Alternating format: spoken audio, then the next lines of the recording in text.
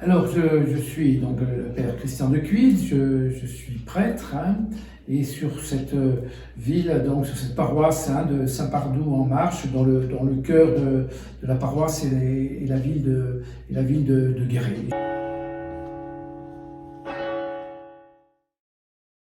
Alors, j'ai souhaité devenir prêtre, ou j'ai pensé à cette orientation dans ma vie.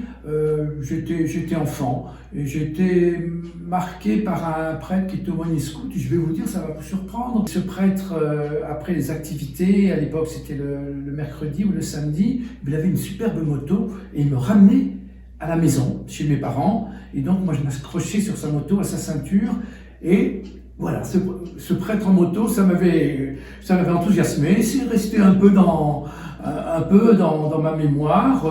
Bon, j'étais aussi d'une famille catholique, et donc c'était très naturel.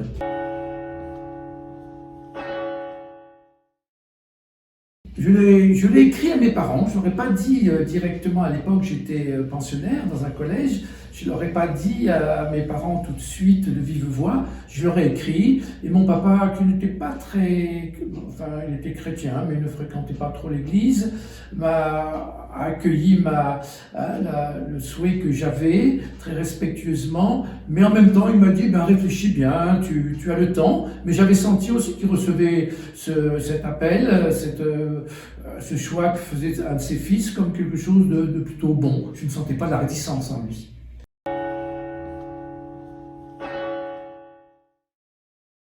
Je me souviens de ma première messe en tant que prêtre. C'était dans une église très moderne à Limoges, une église en ciment. Vous voyez, j'ai pas été ordonné prêtre et dit ma première messe dans une cathédrale, mais dans une église tout à fait moderne, dans un quartier moderne de Limoges. Et je me souviens, il y avait plusieurs amis qui venaient juste d'être prêtres, qui avaient été ordonnés la même année que moi, qui étaient venus, et puis aussi des professeurs du grand séminaire de Bordeaux et de Poitiers, qui étaient venus assister avec joie à ma première messe.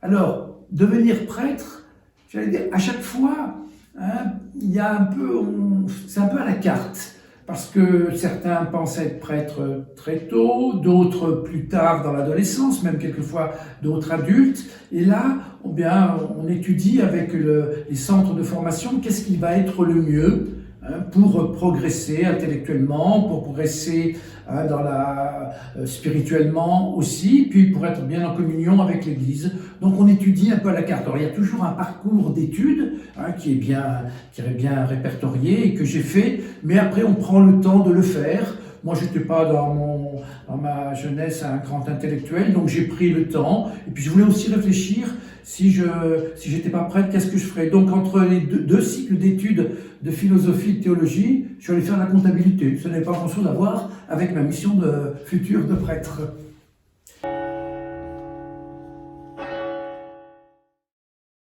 Les plus gros souvenirs, c'est de réaliser des grands rassemblements de jeunes, de les organiser avec d'autres prêtres et d'autres laïcs, et de vivre des journées vraiment hyper enthousiasmantes avec des jeunes qui étaient des collégiens et des lycéens, qui étaient heureux de vivre cela, et on sentait, j'allais dire, la jeunesse de l'Église. Et ça, je garde ces images fortes sur mon chemin. Oui.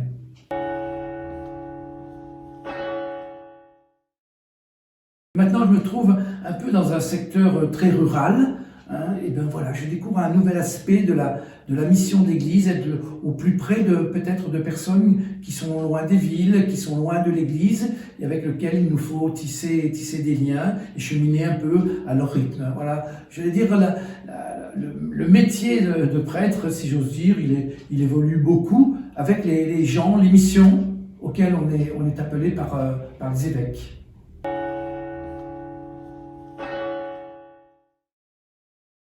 Je n'ai jamais regretté cet engagement envers l'Église parce qu'il m'a toujours paru enthousiasmant. J'ai toujours eu beaucoup de bonheur parce qu'on rencontrait beaucoup de gens, et puis l'Église m'a toujours appelé à des missions qui quelquefois ont été difficiles, mais qui m'ont aidé à me surpasser, à explorer de nouvelles missions, de nouvelles réalisations, de nouvelles rencontres. J'ai aimé. Ça a toujours été pour moi plutôt enthousiasmant.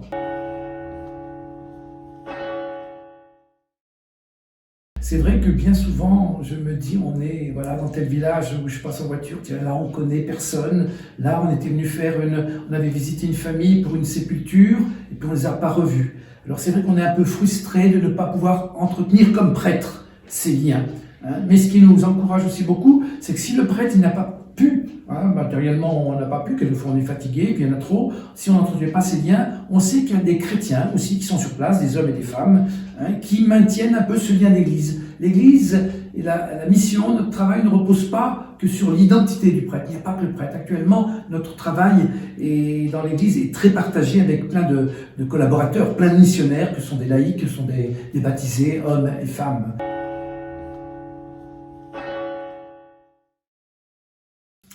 Alors moi je dois dire que ayant toujours eu un ministère, un travail qui m'a donné de rencontrer beaucoup de personnes dans des tâches passionnantes, je me suis jamais senti trop seul. Alors c'est vrai quelquefois que j'ai pu regretter, quand je voyais des familles, quand on reçoit des couples qui ont des enfants, on se dit on aurait pu nous aussi être papa et avoir des enfants et avoir ce bonheur.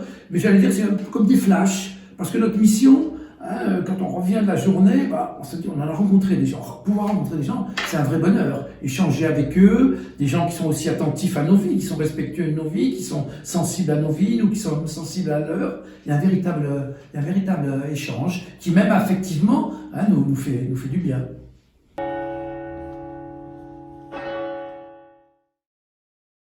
Le moment que je préfère dans une journée, c'est tous les contacts, c'est tous ces contacts. Voilà, des rendez-vous pour préparer un baptême, pour préparer un mariage, pour aller rencontrer aussi les accueillantes de notre paroisse, ces personnes qui sont tous les jours, parce que nous on se déplace beaucoup, il y a des personnes au presbytère qui reçoivent des coups de téléphone, qui ont eu des visites, et j'aime les écouter, nous dire tout ce qu'elles ont entendu de la vie des paroissiens, les joies qu'elles ont, et puis aussi les questions qu'elles posent. Voilà, c'est toujours un peu mes grands moments de la journée, tous ces échanges.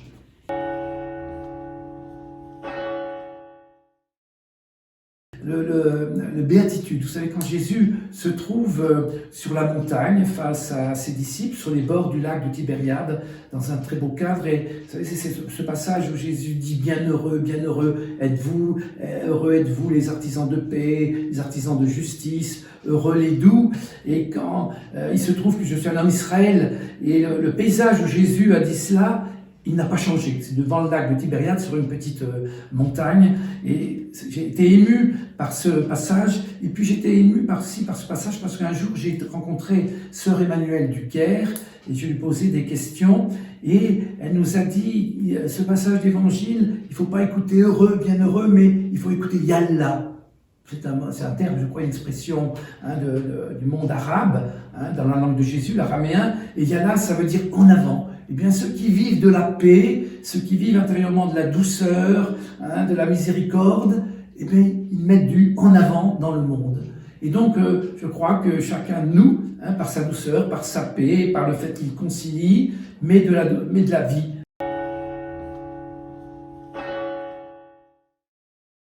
Je m'aperçois que, même moi, quand je suis plutôt dans la ténèbre, eh bien, ce qui compte, ce qui va me permettre toujours d'avancer, c'est la rencontre d'une autre personne, c'est l'amitié, c'est de pouvoir dialoguer, c'est de pouvoir dire à quelqu'un ça va plus, je suis trop dans les ténèbres, écoute-moi, et les conseils des autres, leur sourire. Je crois qu'entre nous, on vit, on n'est pas notre moteur, il n'est pas qu'en nous. Les autres sont aussi moteurs pour nous et nous aident à dépasser, à avoir des accélérations, des coups d'accélérateur dans nos vies qu'on ne peut pas avoir tout seul.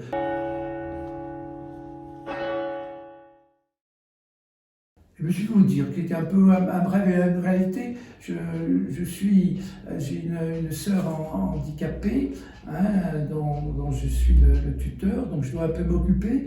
Eh bien, mon rêve ou mon grand désir, c'est d'être présent à elle jusqu'au bout, et puis de lui permettre de vivre jusqu'au bout, d'être son soutien.